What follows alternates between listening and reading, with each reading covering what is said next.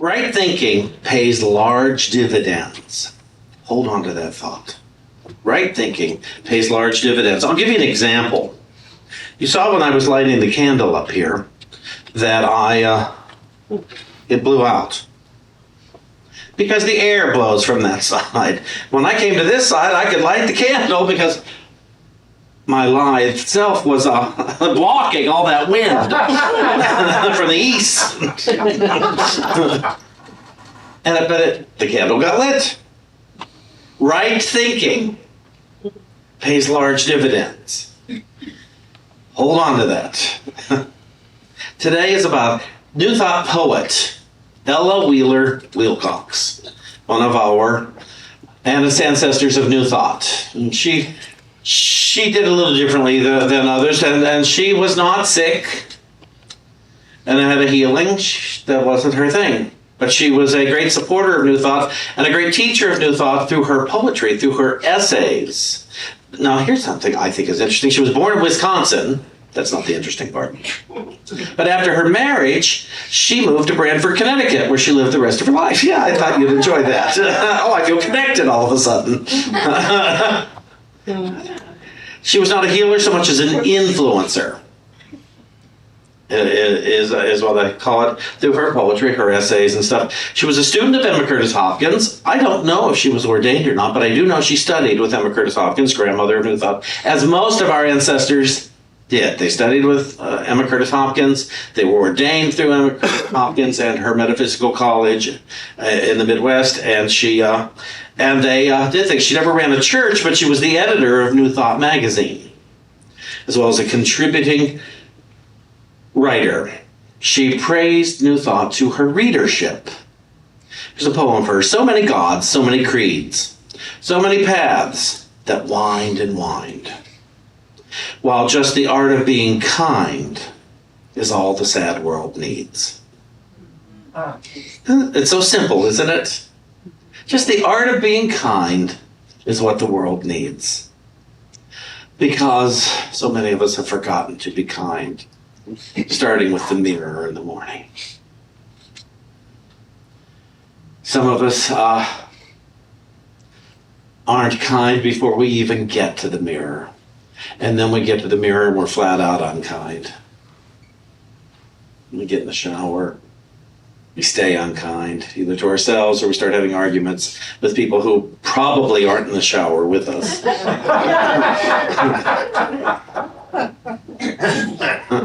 Oh no, I don't live with you. I don't know. I haven't been in your shower with you. Why, you'll be embarrassed.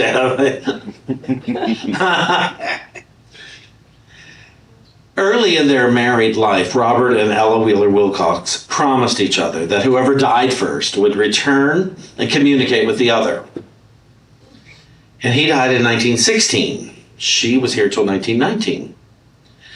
And after 30 years of marriage, she was overcome with grief, and she became even more intense as week after week went without any message from him, as he promised.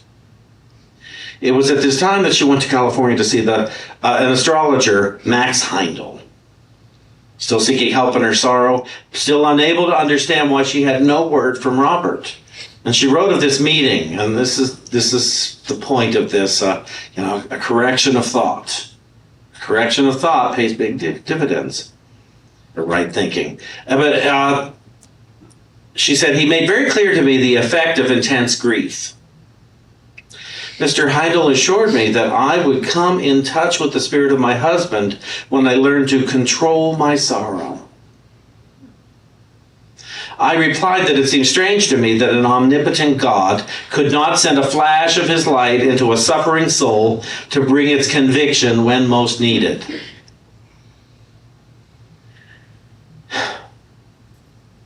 Did you ever stand beside a clear pool of water, Mr. Heindel asked, and see the trees and skies repeated therein? And did you ever cast a stone into that pool and see it clouded and turmoiled, so it gave no reflection? Yet the skies and trees were waiting above to be reflected when the waters grew calm. So God and your husband's spirit wait to show themselves to you when the turbulence of sorrow is quieted.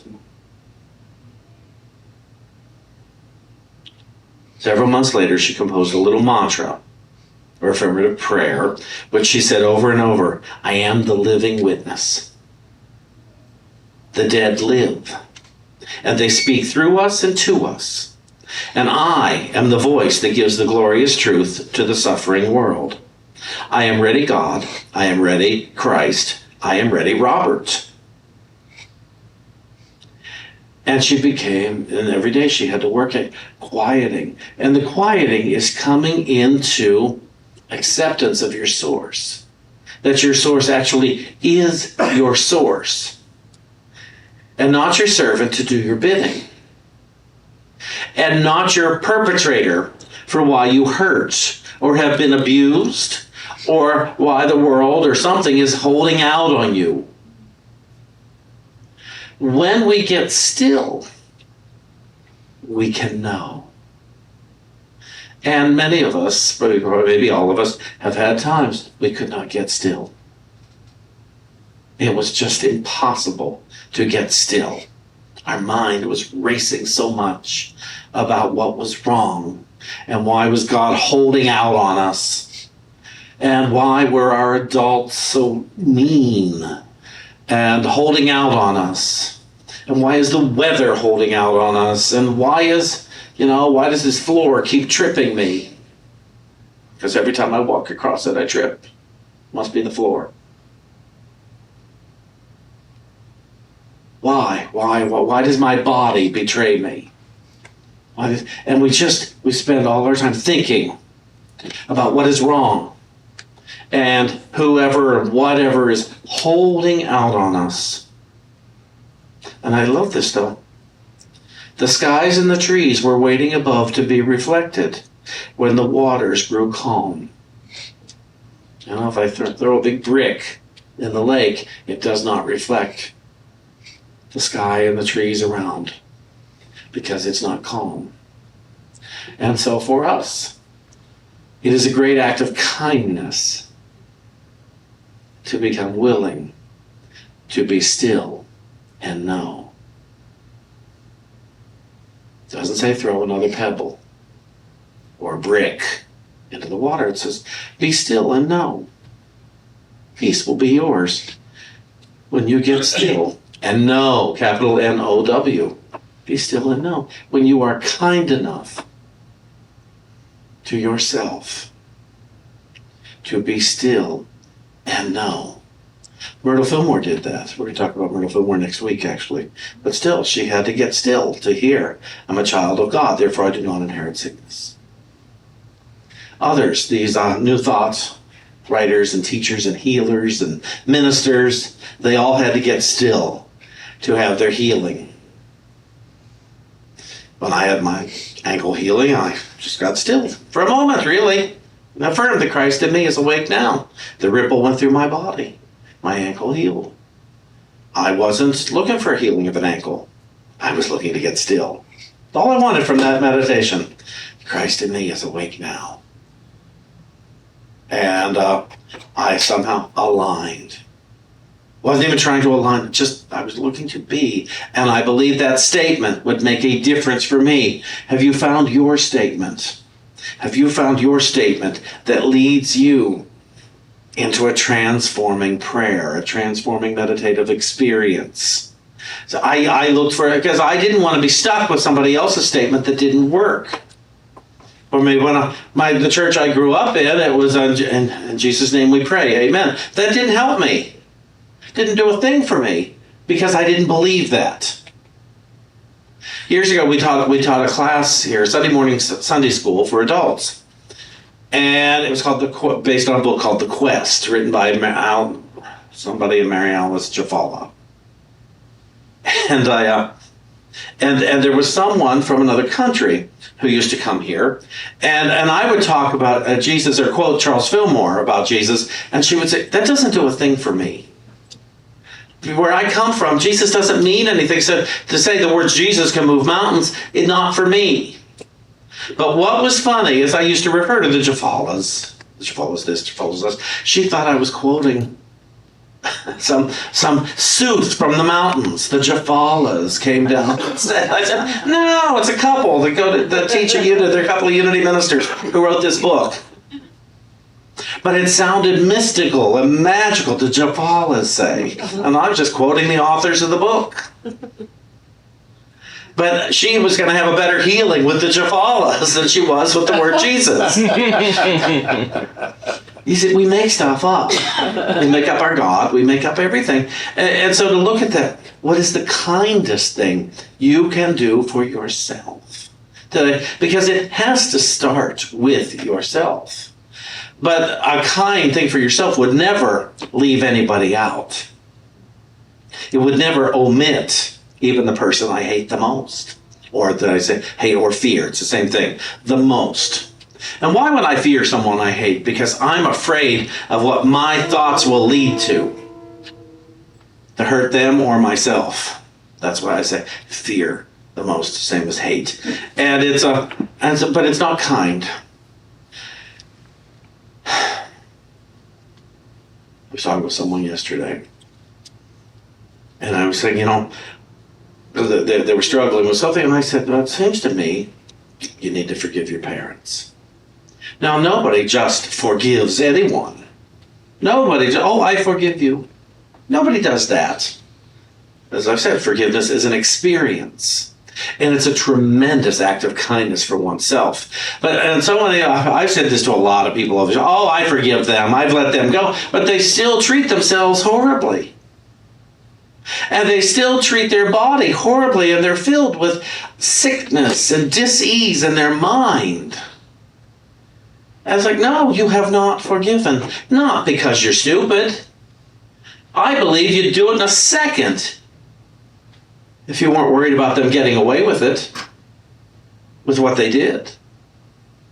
That was my holdout for years. Wait a minute, if I forgive these people, that means they get away with it. So, come on, I'll lead you into hell. That's basically what we're doing. I'm willing to walk into hell first, rather than forgive the people I don't like, the people I'm mad at, the people that I cannot let get away with what they did to me or someone I love. And we have to. We have to. Because we've got to be set free. And I heard that early on. Shawn, you got to let them off the hook. Because God's not holding them on a hook. You are. God's not mad at those people. Well, God should be. I put this on video. It scares me. People like to play the Hitler card. Well, what about Hitler? Yeah, forgive him too.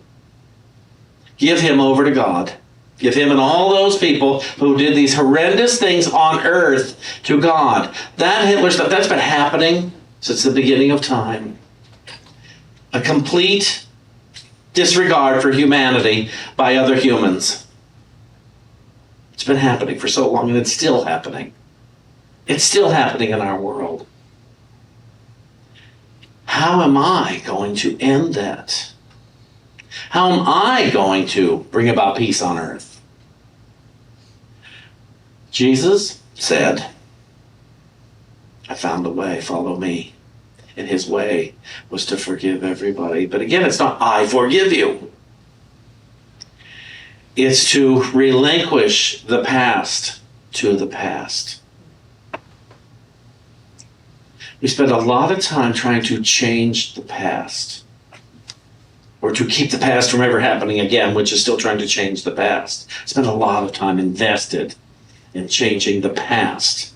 And therefore, we're not doing our forgiveness work. And some of you have heard this story before, but it's worth repeating. It was about a year or so, maybe after my mother died. And I went to see a psychic. And my dad came through. And then he kept asking me to forgive him. Now, at first I felt so cool. My mother and my dad came through with this woman. By the end of the day, though, I was a little perturbed. I thought, with all these people, what these people did to me, and now they want something else. In death, they still want something from me. And I went to a healer friend of mine He was giving me a treatment. And I was telling him the story about that. And I said, but I know forgiveness is for me. So I'll just do it when I get around to it. And he said, no, forgiveness is for your dad too when he needs it. You don't want to hold him back because of your resentments. You don't want to hold, and I agreed immediately. I said, no, I don't. I don't need to hold him from, he was long dead at this point, but hold him back for whatever the next part of his journey is anywhere. I don't want to hold any human being back or any spiritual being back because of my resentments. My hostility and my resentments aren't worth keeping someone from moving forward into light, moving forward into love, moving forward out of the human bondage of thought and stuff and moving forward into it. And I said, okay, you're right, I don't. So I left there that day and I began my journey of pursuing the experience of forgiveness. And I remember praying in the car and I said, God, I have no idea how to forgive my dad. But I know you do, whatever that means. I personified God there. I said, so I'm open to the experience of forgiveness for my dad. And for a year, I prayed that prayer. Every time I had a thought of resentment towards him, I prayed, God, I don't know. I don't know how to do this, but I'm open. Show me how to experience forgiveness for my dad. And then some of you have heard the story. I went on a retreat, really convention, conference with Edwin Gaines to the International New Thought Convention out in Scottsdale, Arizona, where I met my two half-brothers. My dad had other children after he left us. And I met these two guys who were great. They're great. I'm going to marry one of them next year. He and his next wife. Well, there's a few. I'm going to marry he and his next wife. And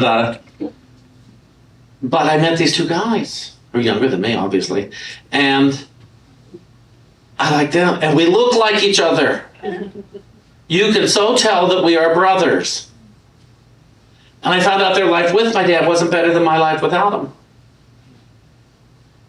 But they told me where they had scattered his ashes up in Sedona, so I drove up to Sedona. I sat on a wall to the church on the rock there. And I sat on that wall, and I just got quiet. And suddenly I had an epiphany, and he became Jack instead of my father who left me. I didn't need him not to have left me. I didn't need anything about it with regards to him to be different from my past. And I thought, this must be what forgiveness is. I gave way for a new thought, a new experience. It took a year of prayer to give way for. I started the process a year before that, and then my path that I could not have planned a year before opened up. And I've never needed my dad to be different since then. I thought, isn't that the loveliest thing? I'm so grateful for that. I'd already done it with my mother before she left. And it was 3 years ago, 2019, I went home, Pennsylvania. And I thought, it's time to do it with my stepfather, my last stepfather. There's a few of those too. And I went to his grave. I found it. And I hadn't spoken to him since the day after my mother died. But I went to him, I went to that grave, and I woke up to the realization, why him now? Why is it I let my mother and my father off the hook before, but I've been holding out on him? And it tells me I choose. Consciously or unconsciously, I choose my forgiveness and my unforgiveness. Why did I wait an extra 15 years to let my stepfather off the hook? To have needed him and the way he treated us to be different. Because of my own obstinance. Because I forgot to be kind. I forgot to be kind to myself. I forgot to be kind to him. I forgot to be kind to all who are affected by my unforgiveness. And that's what we have to understand is our unforgiveness spreads far and wide. Just as our forgiveness spreads far and wide. It touches everything and everyone. And so, in this spirituality that I pursue and seek to practice and live, and I have, some days are easier than others. Studying these ancestors of New Thought has made a big difference, because I'm finding out how others had success in their practice of their spirituality, and so I seek to experiment with it as a spiritual scientist, which I am, which you are. Do a little dash of this and a little dash of that, and you see what comes up and what happens. So you find your words that bring about the greatest aha, the greatest awakening, so that you can practice this at your best way. And then you can be the example for others. It's like, what happened to you? You're amazing. You were so angry. What happened? You were so indifferent. You were so blasé. What happened? Well, I started praying differently. And I had a lot of awakenings. I find now that resentments that develop are much more short-lived than they used to be, because I want to be free of them quickly. I really want to be free of them very, very quickly these days, because I've got some wonderful life to experience. There's a lot of good in life to experience, and I won't get to experience it if I spend a lot of time in resentment. I won't get to experience the promises of life and love and beauty and wisdom that God has offered, that peace has offered, that life offers. And so it is a great act of kindness for me to work at letting everybody off the hook for the offenses that I have chosen to hold on to. Not the offenses they have done to me, but the offenses that I have chosen to keep. Because I've let a lot of other offenses fall right off my shoulders. So I do pick and choose. And something happened the other day that really rankled me, and it just pushed all my childhood buttons. And it's like, I spent a whole day in that anger. Just offended, and how dare they, but I knew the truth, but I wasn't ready to be kind about it, to be generous of spirit about it. Again, it's about the St. David song, We Can Be Kind. I don't think that's going to be a surprise today when he starts it. But at the beginning it says so many things we can't control, so many things that happen every day. But the thing is, the thing that we can control is we can be kind. We can take care of each other. Now, I don't have to come to your house to take care of you. I can be generous in thought and in wisdom. So we're back to right thinking pays large dividends. Dividends of peace. Sometimes dividends of cash, but dividends of belonging in my body, belonging in my home, belonging in my church, belonging in my job, belonging in my world, belonging at the dinner table, belonging walking down the street. Mrs. Wilcox says, think success, prosperity, usefulness. Every time we entertain thoughts of love, sympathy, forgiveness, and faith, we add to the well-being of the world and create fortunate and successful conditions for ourselves and all beings. And she says, those may be late in coming to us, but they will come. There are some that they're not quite ready to join us on our path of this spirituality. But if we are in integrity, they will come. So it is our responsibility. Let there be peace in earth. Let it begin with us. Because we're willing. And because somebody might just want what we have, and we don't want to be masking what we have.